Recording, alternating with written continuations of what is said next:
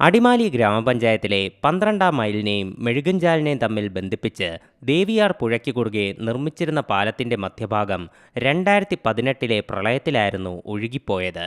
മെഴുകഞ്ചാൽ മേഖലയിലെ വിദ്യാർത്ഥികൾ ഉൾപ്പെടെയുള്ളവർ കൊച്ചി ധനുഷ്കോടി ദേശീയപാതയിലെത്താൻ ആശ്രയിച്ചിരുന്നത് ഈ പാലത്തെയായിരുന്നു. സ്ഥലത്ത് പുതിയ പാലം നിർമ്മിക്കണമെന്ന് നിരന്തരം ആവശ്യമുയർന്നിട്ടും പുനർനിർമ്മാണം അനന്തമായി നീളുകയാണ്. ഞാൻ കാണുന്നോട്ട് ഇങ്ങനെ നടക്കണ പാലം നാട്ടുകാരും കൂടി എങ്ങനെ പാലം ഇതുപോലെ ഇങ്ങനെ ഇരിക്കണേ. മഴയായി കഴിഞ്ഞാൽ വല്ല ഒഴുക്കും കല്ലിനൊക്കെത്തേനും കുട്ടികൾക്കായാലും സ്കൂളിൽ പോകാനും വലിയ പാടാ. ഇതിന് പിന്നെ ഉറങ്ങി പോകേണ്ടി വരും. നമ്മൾ ഇവിടുന്ന് കുറച്ചും കയറിയാൽ മതി. നിലവിൽ ഒഴുകിപ്പോയ പാലത്തിന്റെ മധ്യഭാഗത്ത് നാട്ടുകാർ ചേർന്ന് മുള കൊണ്ട് താൽക്കാലിക യാത്രാ സംവിധാനം ഒരുക്കിയിട്ടുണ്ട്. തടികൊണ്ട് നിർമ്മിച്ച ഉറപ്പില്ലാത്ത ഈ വഴിയിലൂടെയാണ് പ്രായമായവരും കുട്ടികളുമടക്കം ഇന്ന് യാത്ര ചെയ്യുന്നത്. കൈവരി പോലുമില്ലാത്ത തടിപ്പാലം മഴക്കാലമായതോടെ വലിയ ഭീഷണിയും നേരിടുന്നുണ്ട്.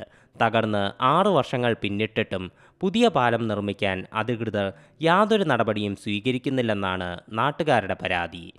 C Malayalam news, Idukki. പുതിയ വാർത്തകളും വിശേഷങ്ങളും ഇനി വിരൽ തുമ്പിൽ. എല്ലാ ഡിജിറ്റൽ പ്ലാറ്റ്ഫോമുകളിലും ഇപ്പോൾ സി മലയാളം ന്യൂസ് ലഭ്യം.